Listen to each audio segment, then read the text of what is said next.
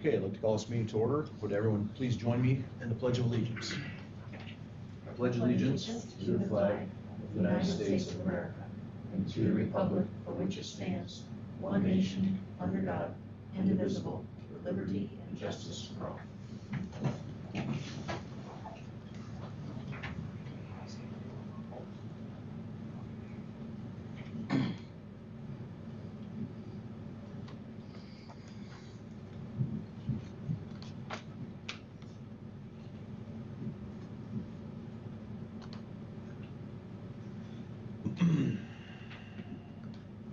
One sec to get kicked back in. Okay. First, we have approval of the October 15th regular meeting. Any discussion on that? I'll make the motion. Second. Have a motion and second to approve the October 15th minutes. Any further discussion? If not, all in favor signify by saying aye. Aye. Opposed? That is carried. Next, we have public comment. We are by ourselves tonight, so there's no public comment.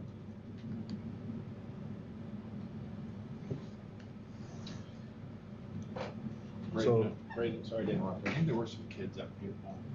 Yeah, please check. Government students or volleyball?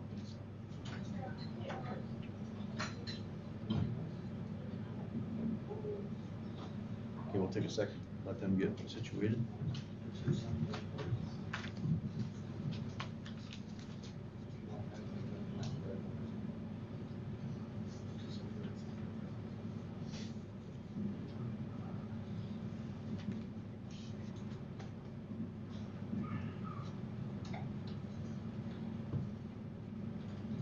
What a polite bunch of kids. They stood out there and weren't coming in.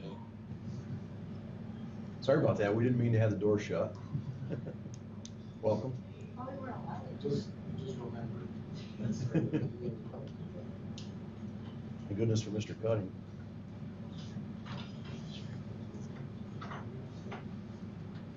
Is anyone here tonight for public comment? If not, we'll let you just sign in and get seated. We'll continue on. All government students? Okay. Make sure at the end of the meeting, just have someone sign your paperwork, right? So grab an agenda, take notes, and one board member will be willing to sign it for sure. Okay, so on to discussion items. First, we have the NISBA conference. We'd like to let Jake report for his time there in person, and then Kevin Weir attended the virtual as a delegate and also a delegate for the annual meeting. So first up, we'll go with Jake. So a lot of different ideas, trying to translate them from the larger schools that put them forth to our school district. I'm trying to wrap my head around how we could possibly do that. I focus on the attendance speakers, and some of these schools have dedicated attendance representatives or specialists, they call them. I know we don't have that kind of ability to have somebody dedicated just for attendance, let alone 8 to 10 like some of these school districts.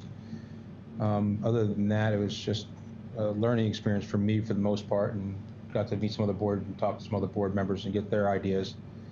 So going forward, I think some things that we can probably look at, but like I said, trying to translate it from these bigger schools to ours is going to be hard. Mr. Weir? So first, I guess the board business, NISBA business meeting, that was actually the week prior to the conference. It was my first meeting, so it was lengthy. How was it? It ended at about 9:40 p.m. I don't think it was quite as bad as the prior year. But That's a record. So they did have 2 meetings before the business meeting. One we could ask questions about the resolutions. No discussion, just you had questions about the language. It's like 2.5 hours quicker than grades. Yeah, and then there was one meeting just about procedures. So I guess the intent was to have those initially so that people could ask questions and speed up the process. It still seemed like the format was not the greatest platform, really. So I know they're looking for feedback and whether to do that in person or continue it. Did they do it as a webinar? Yeah, it was a Yeah. Zoom. Just as But they blocked it out as an actual, not live, but an actual webinar, so you had to pull you in order to Exactly. make motions and then Yep. kick you back out and then pull somebody in. That's so cumbersome. It takes way seems too like- much time. It just seems like there has to be a better Yeah. technical platform to do that on, because they have to Yep. basically call each person in, and that takes time, that has to extend at least an hour. Oh, just we in were, the we were after midnight last time I did it, Yeah, so. and it was that same clunky format, so be But good for made it feedback. through. There was 37 resolutions that were considered, but there's good discussion. Then I did attend the digital experience, the NISBA conference digital experience last Monday and Tuesday. I thought in general it was a good platform. It was also through Zoom. It was hosted by Mike Palmer, a podcaster. He hosts a podcast called Trending in Education. It was basically a selection of the presentations that probably Jake saw in person, as well as live look-ins at the keynote speakers as well. So I thought it was worth it. Like, if you don't want to travel, to New York City, you can't make it. It's a significantly reduced cost, the hotel stays. So I think it was less than $200 for the registration. So in my opinion, it's something that we should definitely continue to support. There was many topics that I saw on generative AI, cell phone policy, school safety, funding, board best practices, and then just to kind of highlight a few of them. On the AI stuff, there was a presentation by Jennifer Wilson. She kind of went through a beginner's guide for school leaders on AI. There was 3 tools that she recommended that are education-based. That's School AI, Magic School, and Brisk. I don't know anything about them, but those are just 3 that she recommended. Not sure if I'm actually using any of those or not, but maybe something to look into. There was another good presentation by Charles Davis on opioid overdoses and reducing those on K-12 campuses. He talked about how a simple measure like installing Narcan at your AED stations can go a long ways to prevent deaths on your campuses. They have minimal cost. It requires very minimal space. You just buy a sign that you put on the AED station. We call it an AED plus station. And typically that can be paid for by the county or the state. You just have to contact your county health department and decide they'll pay for the Narcan as well as the training for it. So I thought maybe that's something we could look into through our safety. We will. committee. The interesting thing will be whether or not New York State, whether or not that's applicable to schools. This is Because the something that Narcan he's doing on schools. is Yep. interesting. Yep. So that's changed significantly. Yeah, I thought that was interesting. Because we talked about that, and we actually kicked that exact same concept around well over a year ago, and we did not do it. We moved it to the nurses, we Right. have it on site with nurses. Right. But even beyond that, there's such a multi-step process, but that's been the same thing for 3-4 years, and it wouldn't surprise me if regulation changed, but the communication of that Yeah. didn't come out the way it should. He said he's willing to talk to anybody, so it might be worth reaching out to him directly if we wanted kind of more information. What was his name again? Charles Davis. And these presentations are probably at the link that Corey posted, but check. Another good one was about mass shootings in schools. That was by Dr. Jacqueline Schildkraut. She's with SUNY Oswego. She talked about the importance of lockdown drills, how they save lives. They reduce casualties and injuries by 60-80%. There's only been 4 instances where a person has been harmed behind a locked door in a school shooting incident, which I thought was a pretty interesting fact. So the most important thing you can do is get behind a locked door. There was a conversation with SED Commissioner Betty Rosa and Jeff Madison. That was a conversation with Jay Warona. They talked about the graduation requirements, the new portrait of a graduate from the state, which actually I think the Regents just had a meeting yesterday, and we just saw some stuff in the news about that. So expect to see more on that in the future. They talked about regionalization. They made it clear that that was really about, because of reduced funding issues and reduced enrollment in schools, that schools, what they're seeing is they can only offer a base curriculum and transcripts are thin. And you have some schools that have more money and they can offer more. So there's a real big inequity between what schools are actually what kids are coming out of on their phones when they're graduating. Chairman, I'm smiling because that has nothing to do with loss of funding now. That's been in existence Yep. since the first day schools were created.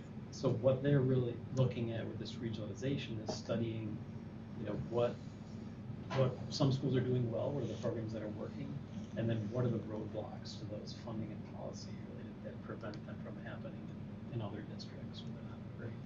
So they're basically going to take the results of that study and work to remove those roadblocks. That's the intent from SED. The Foundation Aid study, they talked about that SED wanted to actually do this study, but that they said it would take 2 to 3 years to get to a new formula. They were told there's not enough time to wait, so they were not given an opportunity to do this study, but they have been providing technical support on it. Yeah, state ed has been asking for since I've been here, every year. They've been trying to get the governor to fund a study, which she will not go through any given year. So They that's a recognize shame. that it should take a lot more time to actually do Absolutely. it fairly, but they weren't allowed to. So. Yep. Just seems like it ends up being a year-by-year fire that we have to put out on that foundation aid. Well, if you have a good study and you have a good program, you can't manipulate it as easily. On a year-to-year basis. So, just saying. And then the last presentation I'll mention was about keeping students safe online. That was by Dr. Jill Walsh. She's a researcher from Boston University. She presented a lot of good data on the impacts of social media. One that she talked about, which she says nobody's talking about that's a big issue, is gambling.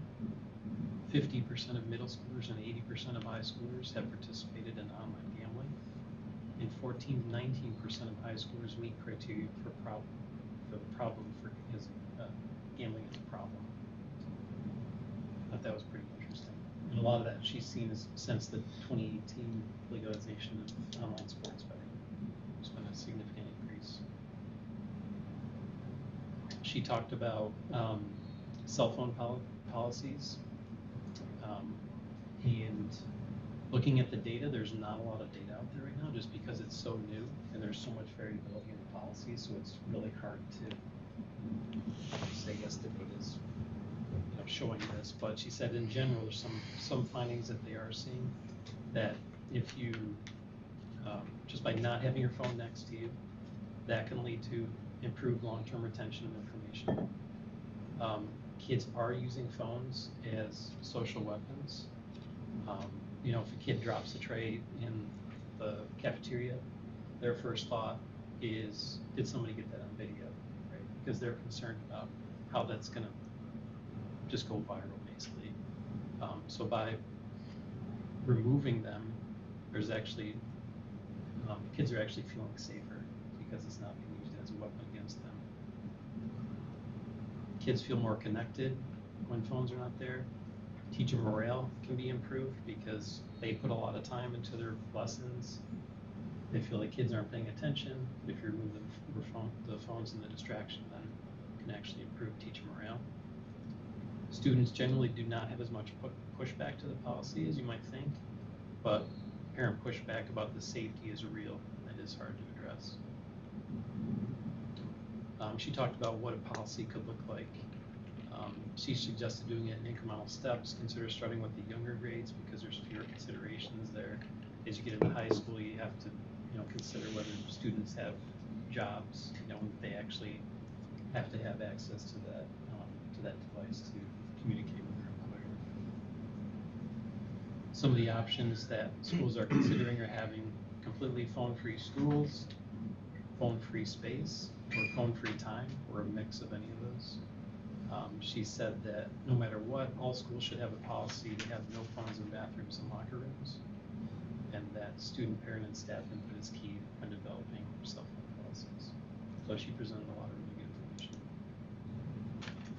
That's all I have. Okay, those links, if you guys haven't seen them already, are up on board docs, links to all that. You were actually able to see a lot more content being online than I was because the ones I wanted to hit were at the same time as. Yeah. So to try to get to see everything, it was hard to, I wanted to do the cell phone, but that was the same time as the attendance, and it was hard to, I had to pick and choose of which one to go to. And going last year in person, it was the same thing. Yeah. You have to give up once, but When we went before, we just divided up the classes and hit Right. them that way, but then, you know, you may not go to the one you want, you know, which is of most interest to you, but this way with the links, it should be beneficial. Okay, there's upcoming complimentary webinars. Contact Corey if you guys are interested in registering for those. November 20th at noon is school budgeting, long-term planning. That's on November 20th. And December 3rd at noon is the legislative state budget. Both of those webinars. If you want to attend those, let Corey know. She can register you for those. Meg and I are registered for the strategic, and I'm registered for both, just for your info.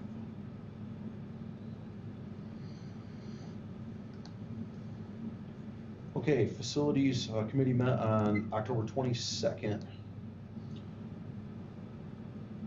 Skip cheer chairs. I had that last. Okay, that's fine. Yep. Facilities, so we'll go through facilities first. So facilities met on October 22nd. Kevin, you guys kick it off or? Yeah, it was actually a pretty busy meeting.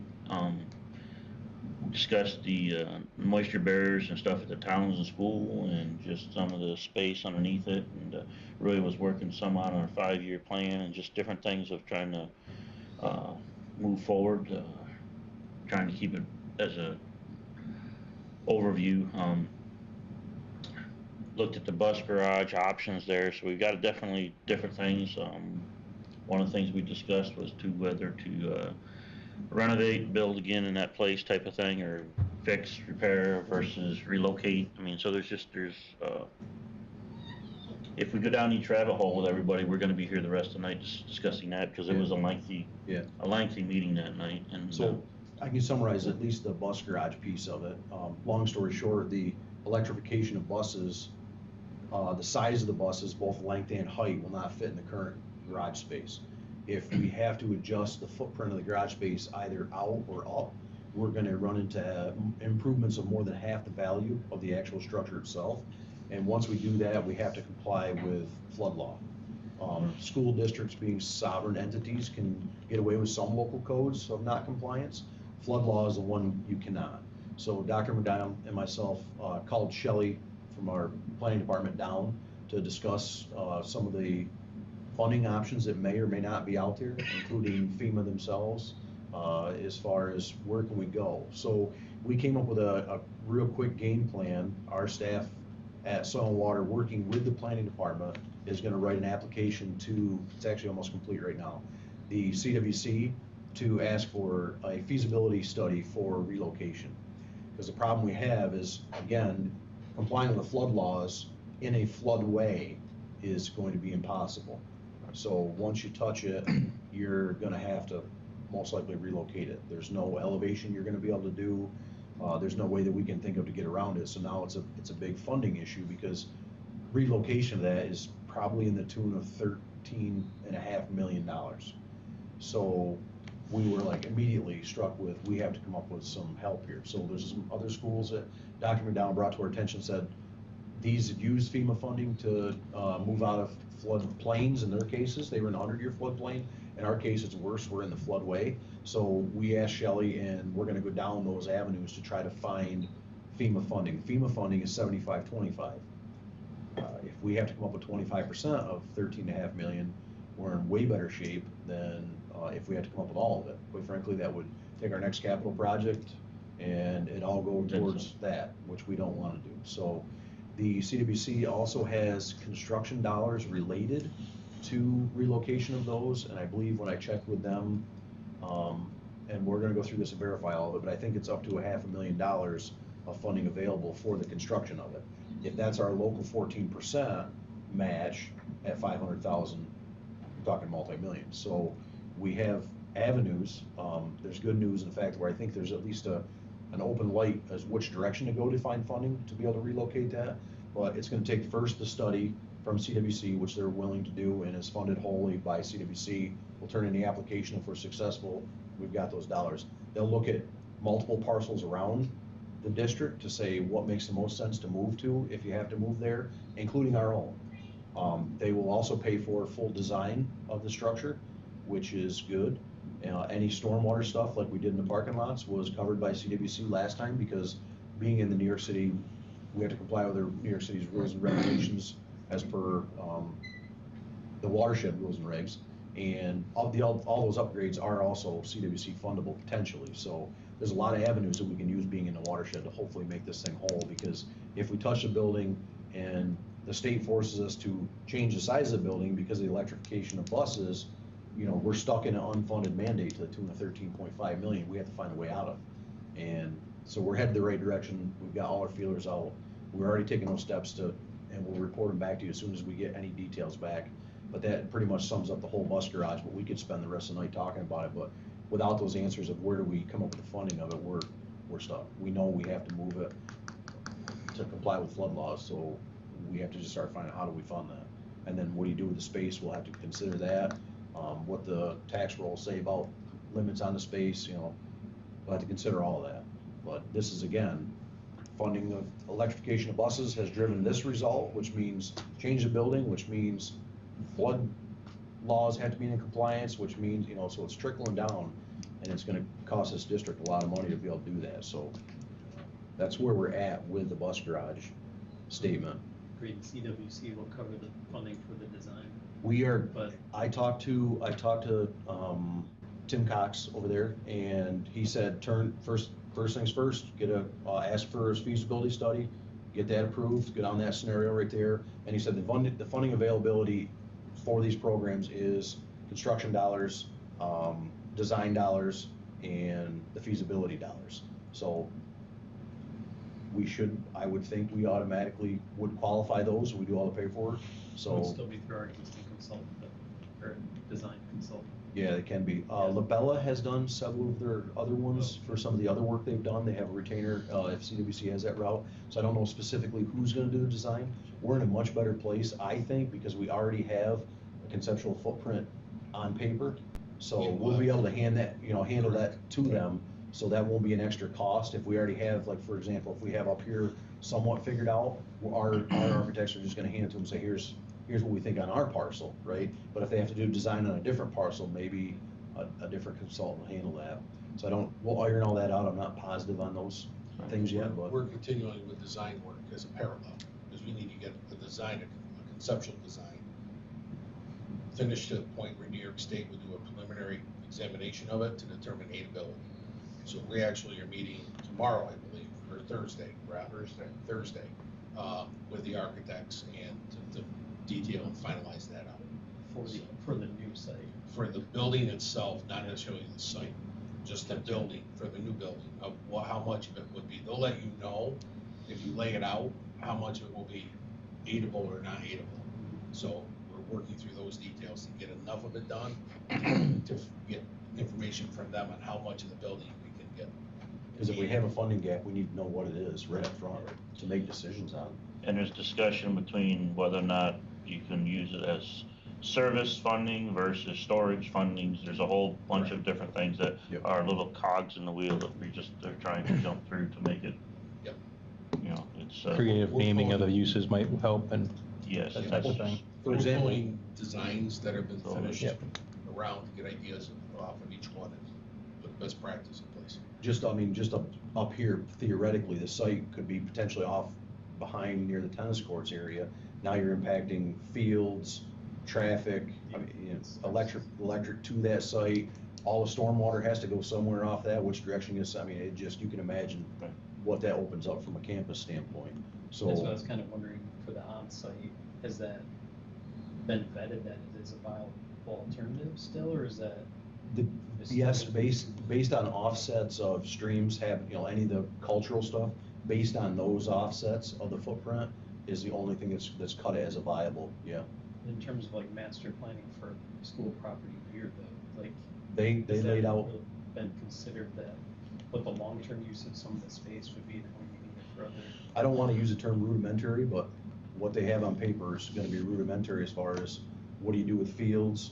Now, does that push you to a field that's got to be a multi-use field, right? Because you're taking away some areas. Do you have to shift softball fields? What do you those impacts, we know there's impacts, but have they been vetted to the level they should be? Not yet, it's just planning. Right. After they gotta do the final square footage measurements and such to make sure what they think fits. If what they think fits, we're gonna be okay. Right. But they've got work. And we could make a decision not to touch anything right now and say, we'll let it sit until they force us to go to bigger buses, but then at that point in time, we're gonna be reactionary and possibly miss out on funding Right. for some of these facilities that, you know, so we're trying our best to keep out in front of it, And but the problem is we've got a roof that is leaking terribly on our buses over there. They're constantly up there patching it. We've got the pavement that's breaking up terribly. Pavement, you know, you can patch it, get a few years out, but water running in on new buses and those guys up on the roofs nonstop is not necessarily gonna last another 5 years. So when we get the answer on the aidability, what is that? Based on that, where do we go from there? depends on what they say. Right. I mean, if they tell you that they're only gonna aid the mechanical service portions of a building like that, and they're not gonna allow, you know, I'm just making this up, maybe they're not gonna allow storage, office, any of those type of things, then your footprint's gonna shrink tremendously. You're still gonna need the spaces for the buses. Now you gotta consider, Brett and those guys were telling us, like, you know, then you'd have to consider, do you have snow rooms? Are your buses outside? Are you gonna be charging them at 20 below zero? Are you gonna, I mean, all the things are gonna come into play with that, but the first thing we have to start with is, here's a footprint we think we need, how much of that is aidable? To make those, and then, are there mechanisms, FEMA, are there other areas that we can pull money into to make that project whole? Or are we really, you know, are we really in trouble? And one of the things with that too, not to just keep going on it, was with the outdoor storage, because it just, I know multiple people, a lot of people have vehicles sitting outside, but we're not comparing apples to apples, because when these things, you need to be able to see out of them. So when, like now, they go in the bus garage in the winter, they're cleaned off at night, they drip off, they're dried off in the morning, ready to go, so you don't have any ice buildup, you don't have the stuff build up underneath the bus, giving you added weight, more drag. I mean, it's just, there's a lot of disadvantages to storing anything outdoors, you know? And Even if the it's other a thing, shed roof. right, the other thing I get a kick out of is we're talking about the energy grid, we're gonna use less energy, but you're gonna have to draw energy to heat the buses while they're sitting outdoors, which is just more demand on your electrical grid, which everybody tells you the grid's not large enough today to handle the impact. So it's not just the impact of charging them, it's gonna be the impact of, you know, and that's what I say, the other night was a lengthy night, because just like we're doing right now, one thing gets discussed, which opens up the door 8 to different more 50 other questions, and then it's, Just one final question from me, the off-site or on-site, does that affect aidability at all? Like if we were to find a completely new site or CBC this, Assuming that would be purchasing of the site. Yeah, you get to the real estate part of it, and that could delay and everything else, and finding one usable that's not gonna be in a same position we are. I mean, we're in Walton, how many places are actually in that size that we can use that are in a floodplain? In a floodplain, or, you know, there's not many. But I don't know when they're, like the CWC and the city's relocation program, whether there's dollars there to actually purchase a property or not. It seems, I seem to recall that there were, and they did do that, but, you know, that's stuff that feasibility is gonna sort out. And with property prices right now, the interest rate is gonna kill us to have to buy something if we can use something we already own. So if you're interested, the library, the facilities committee item in the library is lengthy and has 1, 2, 3, 4, 5, 6, 7, 8, 9 documents. So if you're really bored and want to dive in, there's enough there for you to dive in for sure. If it looks interesting. Yeah, well, we'll stop there, but it definitely thorough. It was a full meeting, and I don't see that slowing down anytime soon with our facilities. And just one more update, we have already received an updated priority item, our 5-year plan from that meeting. After we review it and verify it, we'll get that uploaded, and then we'll let you, we'll do it, we'll make sure to do it by Friday, and we'll remind you in Friday letter that that's up there. So we'll have everything right up to date. Okay. Okay, create a tentative schedule for the remainder of the school year, just because these are, it's gonna be time sensitive, we're gonna be in a crunch here. So next committee meeting will be November 12th at 5 o'clock. The next ones are following, you guys can see in the executive contact, December 3rd, January 7th, Feb 11th, March 11th, April 1st, May 13th, and June 10th, so I think facility's gonna be busy. Next, we have our shared service committee meeting. We met on October 23rd. There are notes up as well for that meeting in the library. Just gonna pull that up real quick. We hit on, first of all, we had a good discussion on what does shared services mean, right? How many different areas potentially are there out there for shared service topics? So potential area of shared services, we looked at drama, musical productions, musical performance, band, like an all-county type setup, to be able to hit parades with multiple, add more people to band, chorus, and orchestra, marching band, potential for color guard, esports, business program, leadership, example, business manager, administration. Are there areas for supervisors, athletic directors, lifetime sports, tennis, golf, bowling, field trips, when buses are rolling by us to go to the city and vice versa, can we share with field trips overall, shared speakers for educational purposes, assemblies, are there equipment that can be shared, lab technology, transportation? I think we're already doing a good job of that, but are there any other runs, like BOCES runs, that we can help with if students are going there? So you can see in that list, if you guys see it under the library, we talked about a whole host of those, and some of the superintendent actions coming out of it is they're gonna have communications from the admin explaining the process and giving the green light to have discussions with colleagues on all those topics above, so they can start having admin meet at a different level to capture field trips and all those kinds of speakers.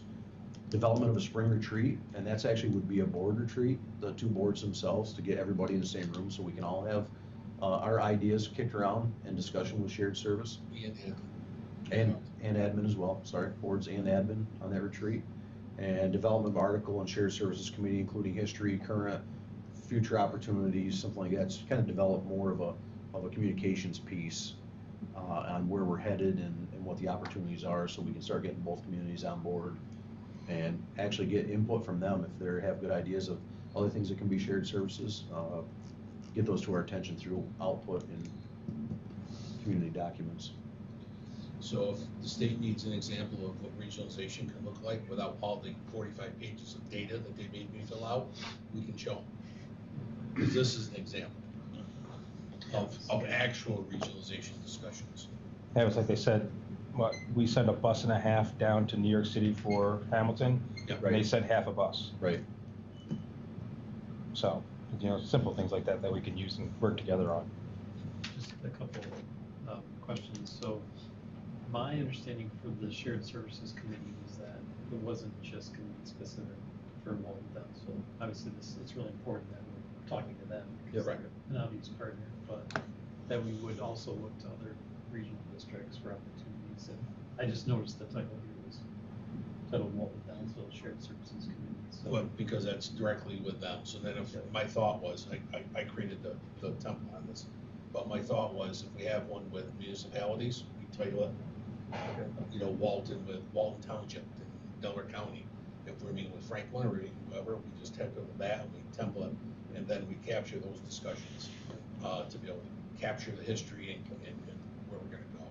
So one of the things that I was interested in is maybe your next meeting, if you have that's not, it's just here, but just strategize who those partners are potentially that you can meet with, and I'd just be interested to hear. That may be some nice conversation to have around the table. Yeah, so we all yeah. can discuss it. Yeah. we can just capture.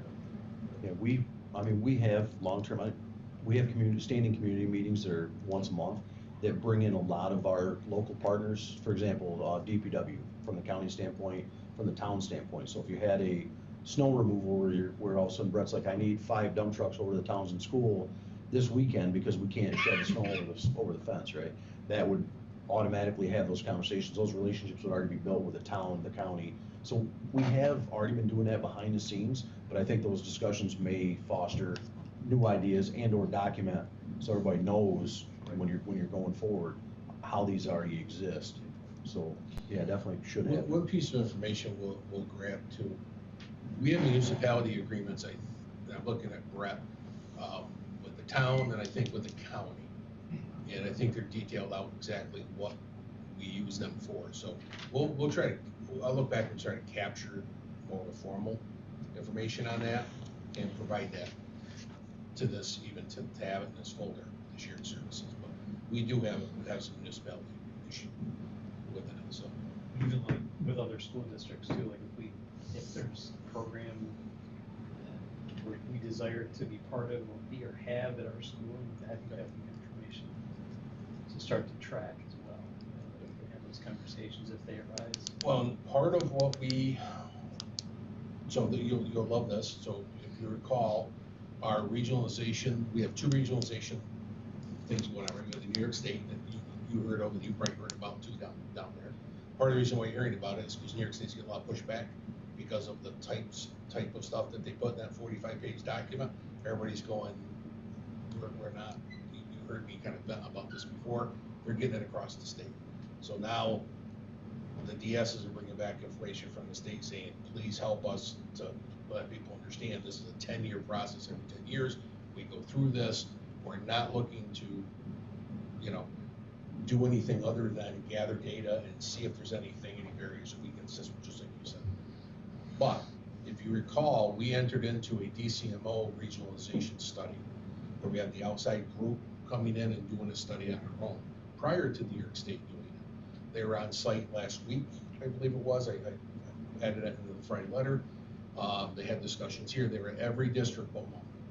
So every district in our region but one is diving into this. They're going to be giving us reporting in January, and part of what they're going to bring us is an outside viewpoint of here are all the pieces that are going on in your districts, and from an outside viewpoint, you may want to talk to that person, and you may want to talk to that person because they've got something that you don't, and you may line up. So we're going to get a lot of information from that and how we potentially can move forward. There's going to be some tough discussions. There's going to be discussions about how far off bell schedules are. We, of course, are one of the only semestered schools still in existence. We talked about this in committee. That may or may not prove to be a barrier, but start and end times are a huge barrier, and those are labor related. Those are linked to contractual items and linked to big cost items if you go to adjust them. So these are all the regional barriers that exist when you start comparing. But with distance learning, with different opportunities, with some creative master scheduling techniques, there may be some ways to enhance the programming that we offer our students by sharing and utilizing other and just doing things differently. Be willing to look at doing things differently. So that's the whole hope. But we have two studies going on. The study that we're involved in locally, I think, is going to bear a heck of a lot more fruit for us than the state one, just because it's a local look and they're working for us. So they've been here once. Their next steps are they're going away and doing some work. They're going to come to the subgroups, whether it be business managers, principals, back to me, whatever it is, and they're going to throw out ideas, gather more information. They're going to keep doing this until I think January, February, we'll start hearing some details from this. So it's moving pretty quickly. So I'll make sure to keep any updates I get, I'll make sure to inform you. And of course, when we get to that point where we have a report, the full report will come to the board, as well as the shared services committee. So. The question I had was just on the administrative side. There was, administration was listed as a possible shared service. Is that Just a common one, that's It wasn't like serious discussions. Well, I mean, like we did utilize the psychologist. We did a psychologist once, we did the business I'm manager. not saying that's typically In the admin, past. I mean, we gotta at least list it so that people can think, like, if we Correct. have a hole somewhere, how would we? But We also actual discussed, discussions on, are we looking to pare down or combine like that, that's not. Athletic director kind of sharing loads to kind of make it easier, seeing how the teams are together and stuff like that, just kind of. Seems like a good one Yeah, as you go through. And so one of the things that, if you recall, or you may not recall, depending on when, I'm trying to remember when I did it, how many people were here 5 years ago when I first came on the board? 2, 3, Tammy was here, right? So 2? Okay, so one of the first things that I did when I came, We're getting old, at the Kevin. request of, You just pointed that out. at the request of the board, was to take a look at our hiring processes and to build a system, in a proper system. One of the mechanisms we put into place is anytime anybody has a vacancy, we actually have a documented process that they have to vet that vacancy to determine, is it needed, 1, 2, is there a different way? So maybe it's needed, but we can do it a different way before we move forward. Now, if you can project forward to that being retirements or resignations, or when I know I have vacancy, I'm going to be having conversations. So these conversations are gonna be going on with our administration and supervisors as we grow with Franklin or with Downsville or with Franklin or whoever. There may be pockets of opportunity. I've had conversations with some superintendents where they're going, 3 years from now, we may be willing to take a look at something. We've got a vacancy coming in this position. Do you happen to have one around the same time, or do you happen to have the ability to? So those are ongoing conversations that occur, but not formal yet. But we put that in place for that reason. So that we're not just, okay, we have a vacancy, we hire. Okay, a vacancy, we hire. Well, wait a minute, do you still need it, or is there a better way? Well, we Including were, sharing. we were asked, had we considered, X, Y, and Z for admin, and I wasn't comfortable at that point to say we'd even considered it, because we hadn't had that discussion with anybody. Not admin, not Dr. McDonald, obviously not the board, so I was like, we have not, I was very clear, we have not had that discussion. And we will have that discussion before we'd ever even bring it to that level. It's nice to get that information to say, hey, would you consider X, Y, and Z? Then we can bring it back and say, is this in our best interest? Do we want to do this type of scenario? So, I mean, it's good. I think it was all positive. Honestly, the whole meeting I thought was very positive, and getting everybody together, at least for just that shared service between the 2 schools, I think will produce benefits long-term for sure, so. And not I just was more efficiency, comfortable. right? Yeah. Efficiency, but enhancement.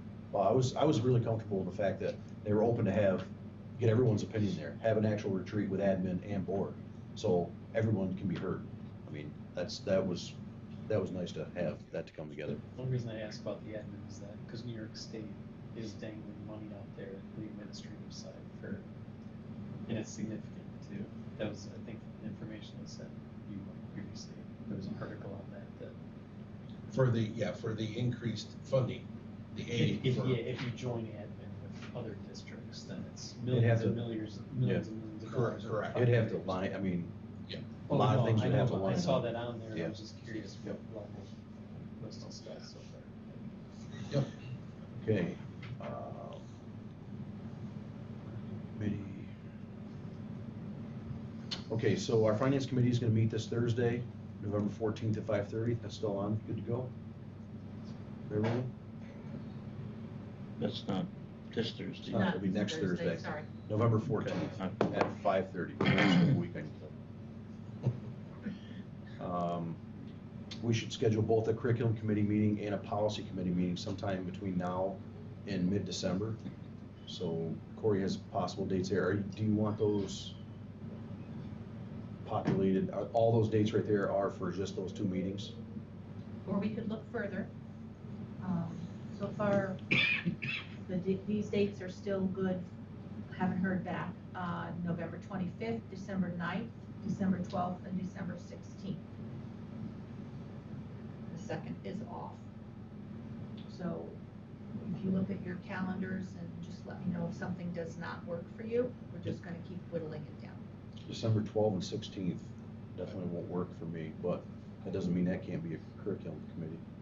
I would suggest curriculum, if we get curriculum at the front end of the list, because we have some things on the agenda that we don't have, and I anticipate we will have the regional comparisons, but if we don't, we still should review summary of last year's results and any departmental textbook reviews to keep us in line with our process. So when you get the curriculum committee done, then we'll see what dates are left out of that group to go for look at policy? And we That- can look just- further for other dates. We have to try to juggle. Okay, those two? Yeah. Not the 12th or the 25th? Any of those dates are fine with me. Okay.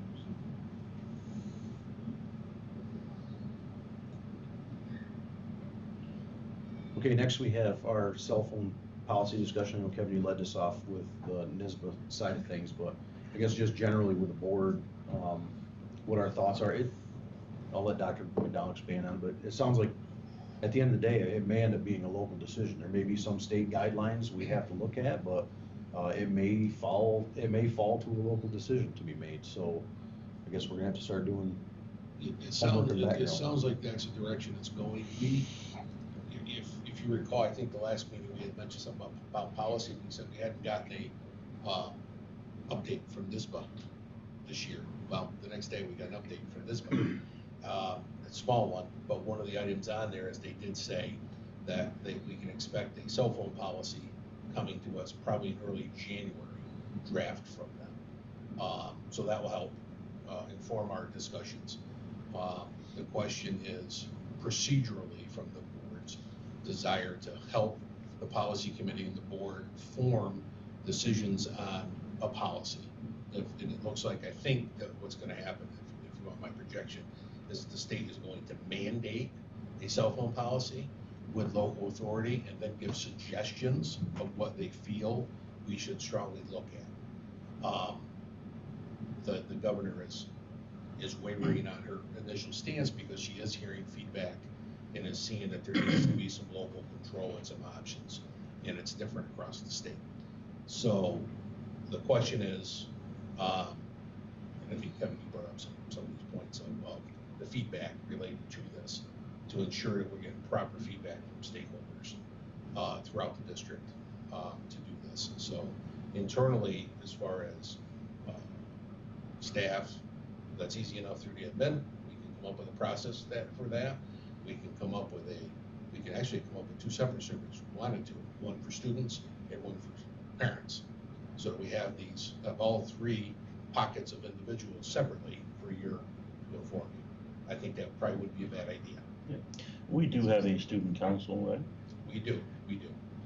What about throwing something like that type of question at the student council and see what the student council comes up with, just as key conversation points, maybe not necessarily asking them to write a policy, but where they figure threats, or just kind of get a feel for that, and then follow up with. I like the idea of surveys, but I'm also thinking we have these student-driven government agencies or in our school district.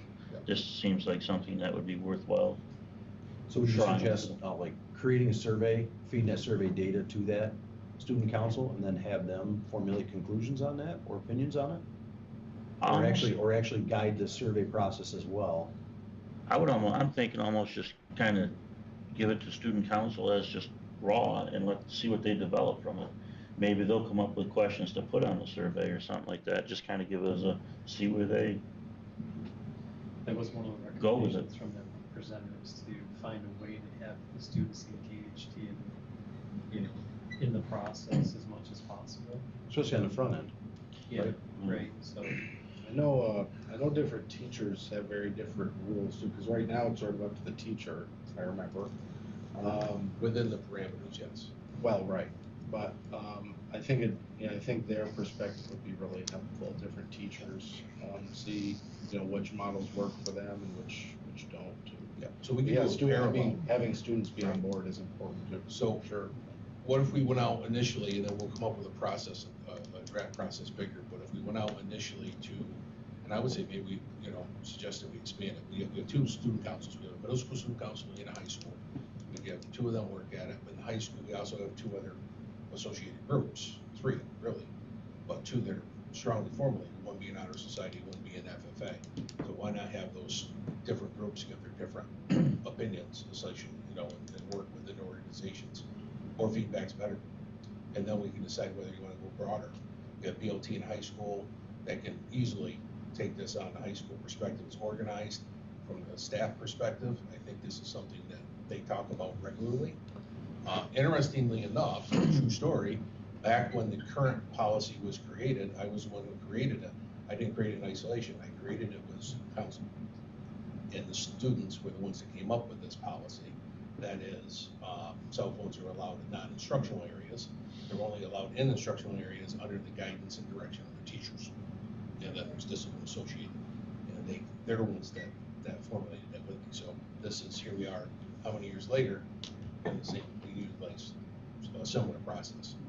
What about the elementary school? Elementary would be a little bit different. I think it would be heavily staff related, would be my, I mean, what I read today, the initial stuff from NISBA, is they're recommending that elementary, that they're not allowed to bring it to school at all.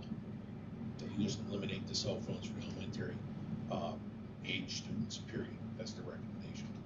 So, it'll be interesting to see what comes. Okay, well, I'll get a draft process together to view based off of this before we move, and then we can go from there. So just in terms of the process, of this part we're talking about now is getting sort of everybody's information on the existing issues and how they feel about the policy moving forward, right? But this would actually all occur through the policy committee? Is that what? I think you take like the development of the actual policy, or? I think we bounce that off the NISBA policy that comes to us to see how close we're in line with it.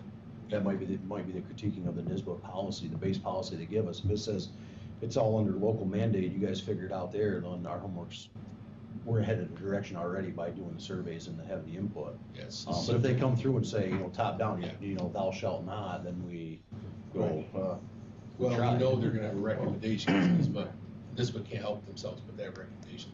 I'm not so much worried about You know what I mean? the policy they come out with. It's the Right. regulation attached to it is what, that's where they get a lot of details in there that, the policy seems all great and nice, and then you get into the regulation of it, and the details there can split you off. So Well, I would think that when it comes down to the policy set, that the policy would still want to be kind of final drafted by the committee and then adopted by the board. Yeah, follow But up to that point, I think there would be opportunity to have input either on the survey questions, input on problem areas, solution areas, and let that be an input, but I don't know if we We're want to go gonna as have- far as let it be part of the process of writing the policy. That's what, And that would be the, in our process anyway, they're gonna have a 30-day window right. to be able to look at our final product, so I think there's no sense of different from that. Right. Okay, next on the agenda is our discussion on school resource officer. Contract was reviewed by our school attorney, as well as the sheriff, so we're kind of going through those details now. There's a draft one to look at in the library for us, and we're gonna require a public hearing. There's not a requirement for a public comment period, the normal 30-day, but we are gonna break it up over 2 meetings, just because that's how we've always operated. So I think our comfort level was that we're gonna have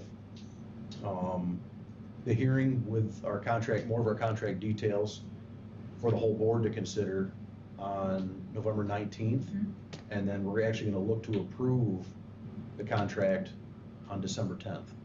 So we're gonna break it up over 2 meetings. So if the first meeting triggers someone approaching us or giving us feedback on it, it gives us time to consider that before we actually ratify the final contract on December 10th. So if everyone's comfortable with that, we really thought that having those spread out over 2 meetings is what we've been doing for transparency and allowing people to have comment rather than just 1 meeting. It would give them the time to do that. So it's in the library now, the contract is? I don't know if it's in. Oh, did we populate?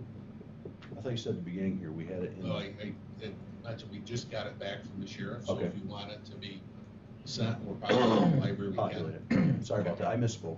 Populate the library with that so that we all Actually have it. got the sheriff's signed copy back, so we're good to go. Now it's on our end. Okay. And you're saying something about the financing on that is state funding or something reimbursed? No, Kevin had mentioned there may be a grant funding out there at some point in the future to look at. The funding for this will be a resolution for you to fund additional allocation for the position. Yeah, thank you, from our Through the end of fund the year. balance, from our fund balance, I just completely lost it. It's gonna take a board action to, because we're not in a full budget cycle with it.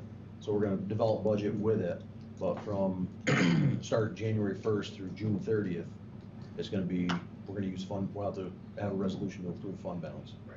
use.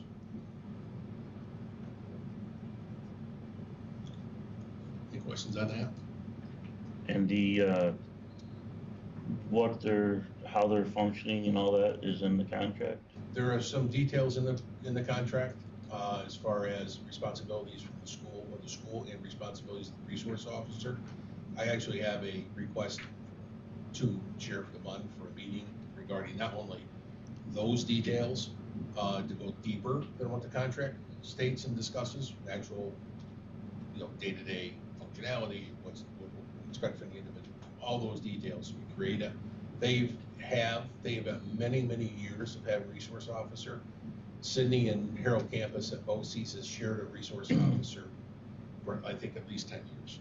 So they've got a well-established program. One of the first things that I did when I moved to BOCES as assistant superintendent was that first week, they came in and wanted to meet with me and explain the whole process and concept. The sheriff supervisors came in with the SRO, we met. So I know they've got a system. So I'm asking,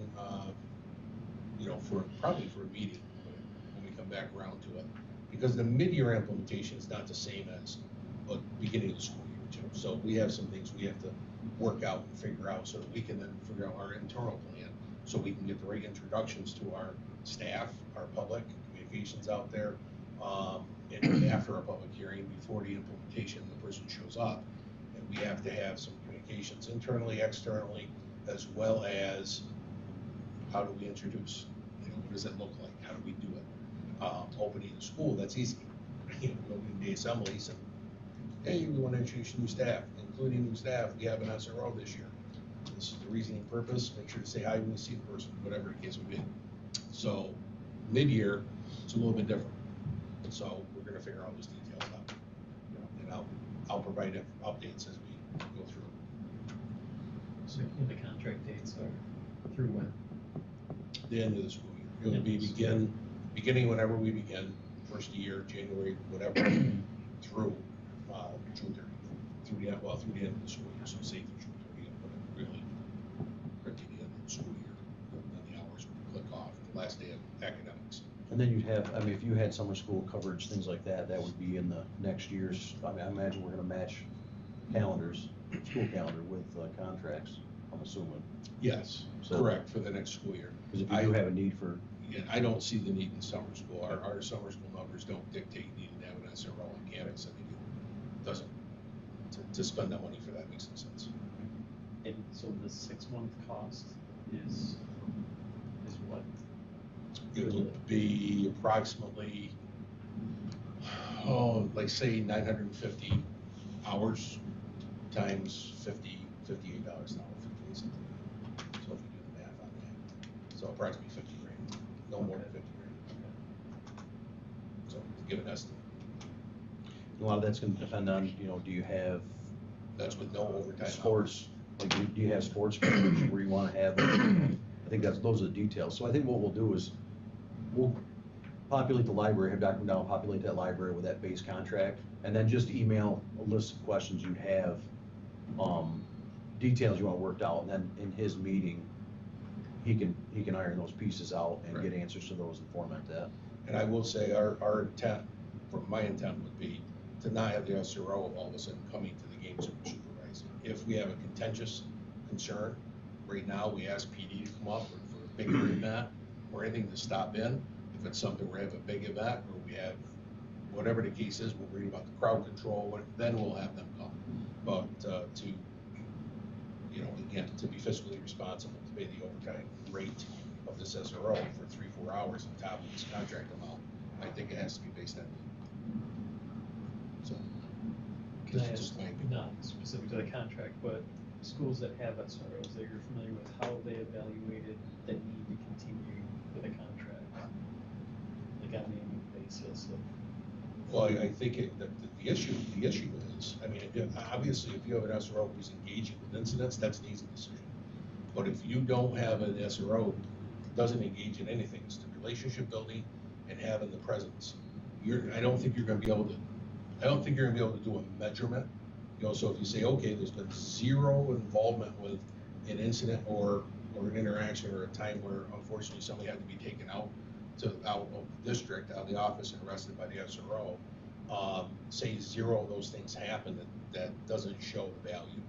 The value is having a person here as a preventative nature, building the relationships with the staff, providing the resource to the staff, and the relationship with the kids. Just my personal impression. But I guess. How would we weigh that against if you didn't have an SRO there and you had an incident? That's Right. the hard part. But you could also weigh it against hiring somebody full-time who's a teacher, right? That could do the same. Yeah, but you're not gonna have. You're paying for the peace of mind of. But I'm saying that there's a balance there between Correct. actually, Agreed. like, getting somebody to focus on SEL and Right. who's gonna do more than educational wise Yeah. than. And that's a decision that the board's gonna have to make. If you want an armed and certified sheriff deputy in-house for preventive natures, or it's more of a proactive nature with an additional social worker or something of that nature, that's decisions the administration's gonna have to make, or the board's gonna have to make with administration support. Yeah, that's why I was asking, because I'm curious if Yeah. schools have actually, if they're looking at certain data to make those decisions about, okay, well, we have this money, but it actually Yeah. makes sense to put it here versus. Everybody in our region who has them has not gone back. I think it's more of a safety Yeah, thing. you're We paying had for the peace of parents mind. here from an incident that we had earlier in the school year that expressed their concerns. So this is one way we're addressing those concerns. And We've talked about it for years, ever since I've been on this board, we've talked about it, and my biggest fear is having that discussion with the sheriff After the situation. after an event and not having somebody there. That'd be a discussion I wouldn't wanna have. I was actually surprised only 2 parents showed up that night. I was expecting us to have a full house of people asking why we'd have somebody. And I think that, I'd like to know your thoughts on how you could track some of those things, because I know some of the positive interactions would be, that you hear from all the other school districts that have SROs, and the good things that come out of that. It'd be nice to think of a metrics that captured that, so you did have a justification. Because actually, nothing happening in your school is justification as well. Well, how do you measure that, right? So, we gotta think about it. I mean, we usually do a summative, surveying of the people who work closely with your student services department, your administrative department, your internal staff. You could easily get it from that perspective, of what their thoughts are and what they value in having, and and how they interacted with the SRO throughout the year. So you could easily get some qualitative measures that way at the end of every year, if you wanted to, or prior to the end of the year, signing the contract. So this would be a per year, it wouldn't be a longer term No, contract annual. each academic year. Yep, annual contract. So then that's, okay. That's like almost 2% of an increase. If we're 50 grand roughly in the first 6 months. And I think we're like $80,000 at 1% increase or something like that, $60,000, $80,000 of generated revenue. It's essentially, And it's within just probably a few thousand of a full-time teacher with a master's degree, So I'm just, to give a comparison. and I'm not trying to take a position against, these are all conversational pieces. I think the school system is safe. I don't know if you can ever be too safe.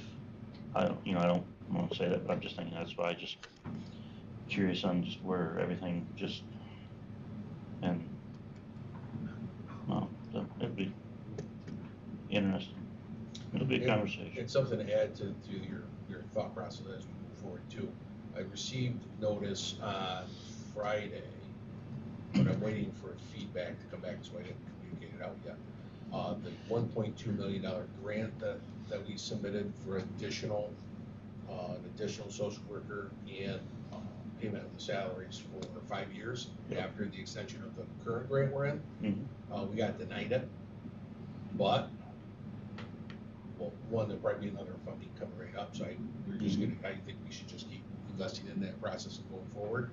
But when they provided me the review documents, there's 3 readers or reviewers, and I looked at the documents, I wanted to look at the scaling and the rating and how we could do better with future grant writers, and how we scored.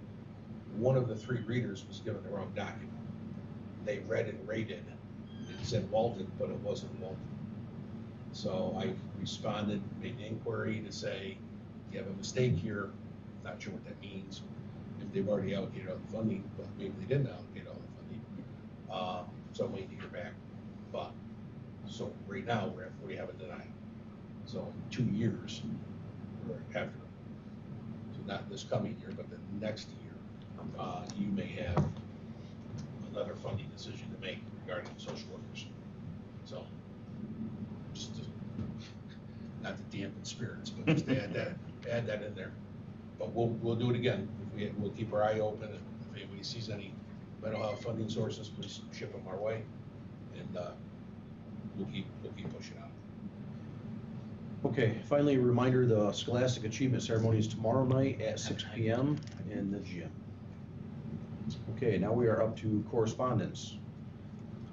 We did receive the DCMO BOCES National Technical Honor Society induction ceremony invitation.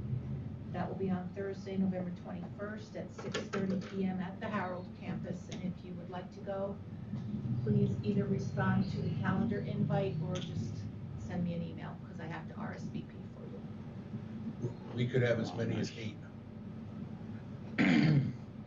So, Nice. terrific job by our students. Yes, very good. Go to that, Corey. And Mr. Loomis and I will both be in attendance. Okay, do we have any additions to the agenda? We do not. Okay, we are now up to the consent agenda. Anyone have any discussion or want to pull any of the individual consent agenda items?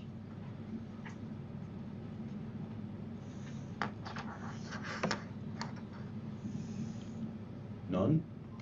Nobody wants to even pull C to discuss? Don't know if it'd do much good to pull it, huh? I would move it if you guys would be silent on it. So, C is our personnel resignation. That's to accept Dr. McDonald's resignation for June 30th, 2025. So it is a laughing matter, but For the purpose of retirement. for the purpose of Let's retirement. put that out there. I wanted to That was having extend kicked that. to the curb. I wanted to extend that 2 years out if we could, 2026. You want us to amend that? No, Table. I'm good, just the way it is. All right. Well, congratulations on retirement. Yes. Thank you. I know we have to do this way ahead of time, but June's gonna be right around the corner here, so. Any other discussion pieces on any of the other consent agenda items? If not, I entertain a motion to approve the consent agenda. I have a question. Go ahead. The JV girls basketball, do we have a coach? I didn't see one listed.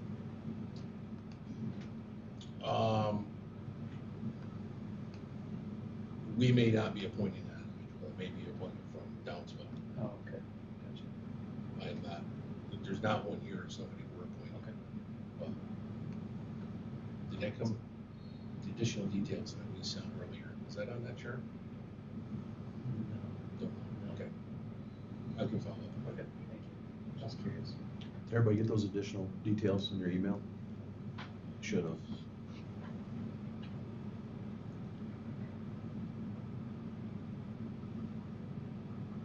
Any other discussion on the consent agenda? Hearing none, I entertain a motion to approve the consent agenda. I'll make a motion. Second. Motion second to approve the consent agenda. All those in favor signify by saying aye. Right. Opposed? That is approved. New business, accepting donations. So we have a whole list here. $300 from the Sydney Center Family and Friends Church Tractor Parade Committee to the Walton FFA chapter for the 2024 tractor parade, $240 from the parents of the WDA wrestling team to the class of 2028 for championship shirts for the Canine Dome tournament, $75 cash donations to the travel club from Missy C., Christine Williams, Gary Williams, and Dominic Pitchnick, $50 cash donation to the travel club from Diana Offnick, $50 from Lovey Kopetz to the Walton Athletic Department in memory of Joan Coppola, $25 from Alan and Kathleen Reynolds to the Walton Athletic Department in memory of Joan Coppola, $50 from Robert and Renee Moss to the Walton Athletic Department in memory of Joan Coppola, $50 from Harold and Judy Butch Neal to the Walton Athletic Department in memory of Joan Coppola, $30 from Nancy Jackson to the Walton Athletic Department in memory of Joan Coppola, $100 from Jacqueline Spear to the Walton Athletic Department in memory of Joan Coppola, $100 from Robert and Linda Brower to the Walton Athletic Department in memory of Joan Coppola, and $100 from Ron Russell to the Walton Athletic Department in memory of Joan Coppola. Do we have a motion to accept those following donations with sincere appreciation? I'll make the motion. Second.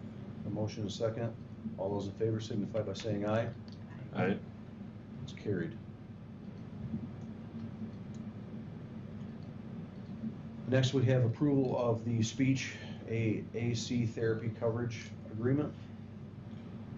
We have had this in the past. In the past, it was through SUNY Binghamton for one of our homebound students, the same student, same service, but the individual is going out, independent contracting, now under SUNY Binghamton, just to give a little bit of wrapper. Any further discussion on that? If not, I'd entertain a motion to approve that agreement. So moved. Motion and second. All those in favor signify by saying aye. Aye. Opposed? That is carried. And we are up to supervisor's remarks. Okay. So I warned Mr. Wood that if he was going to be here, that he should be expecting me to call him, put him on the spot if he has any highlights, because that's kind of how we roll at this table. So Brett, do you have any highlights? Yeah, so we do. So this month, we actually completed the installation of the zip line over at Townsend. I believe Melanie made a video as well. The kids were lined up all the way to the second grade sidewalk on their first day. Cool. So they are having a blast with it, so it's going very well. So taking it very well. We also took out the middle section of grass there to alleviate some tripping hazards. So the second item that we did this month is we have a brand new dishwasher that we installed here in the high school. So the old one was from 1960, right around there. So this one is up and running and well taken from their staff. So. And the follow-up on the dishwasher, as you've reported in the past, ever since COVID coming back, we have had a cafeteria surplus annually, and we continue to, which is not typical in the region, for whatever reason, whether it's that number of kids who are eating, and the count through the SEP program is dragging eight. So we have been able to upgrade a number of items in the cafeteria. All funding has to be spent in the cafeteria. We also did our outside seating. We have, I almost don't want to say this for the seniors because they got mad about the zip line last room. We also have canopies that are going to be installed over the outside seating to make it kind of nice outside high school. See, look at the faces below it. We have those items as well. One here and one at Townsend. And we've purchased steam tables, new serving lines, like a stove at Townsend, and 2 stoves, one here too, and then this dishwasher. And these industrial items are, as you know, very expensive. So to be able to do that through aid, that has to be through additional funding aid and not local funds, is a terrific opportunity. And we've certainly advanced our equipment and seating and environment very nicely. Now we just got to get the grass out of there and put a nice patio out there. We'll be set. I'm retiring before that's gonna be done. So. But BOCES is ready to help us with that. Mr. Nolan's report, just a couple highlights there. Continue to work, I've given updates on the new buses. All of them are they're out, they're running, everything's good, they're on. We have one that's kind of a problem child, but we're getting through it. Leonard's has been very receptive. Our relationship with them has been very strong after our rough year last year, if you recall, and the delay with getting our buses. It seems to have turned a corner. Now we just have to get the DOT inspection figured out. We have some issues there that we're going to work through. We're working as a region through that to try to figure out how we can get equitable inspections across the region. So that's all. That's where I'll hold my opinion on that this evening. But more details to come on that. And we've got emergency, our next round of emergency groups coming up. Okay, that's all we have. On my end, town to school project, I send those updates every Friday. I went over and with Brett or with Ethan and had an inspection. I know Brett's over there almost daily. We're very, very close. There's some tile that has to be switched out that wasn't the right color. Amazes me that a contractor can look and see it's a different color, but that's what we have, so that's what we're gonna put in the ground, knowing it's gonna come up. So they're switching that out, and some details, waiting on the shades. Last year, we found out that when we went in without the roller shades, with the sun in those classrooms, it made it very, very uncomfortable. So hopefully they'll be in soon. Then we'll have the outside agency final cleaning to make sure the area is cleaned up, get the walls down, and we'll get an open house scheduled. So hopefully, well before Christmas, we'll have this opened up and occupied to the level that's going to be occupied. So it's exciting. And then we have, just for your info, we have our fall newsletter that we started last year. I think we started that. It was an 8-page newsletter with a lot of opening day details and some things coming back. That's in development. It should be to print shop and to homes, I hope, before or during Thanksgiving week. That's our goal. So I'll be looking for that. That's all I have today. Okay. Do we have a need for an executive session? From my end. If not, I would entertain a motion to adjourn. So, Second. Motion second to adjourn. All those in favor signify by saying aye. Aye. We are adjourned. Brad, Forget your paperwork signed. Yeah, I did. Just want to make sure it flowed nicely. Right down all the way. The videos look good of the kids using the zip line. Yeah, I need to send that training video. I'll send that training video out that they created to everybody. They had.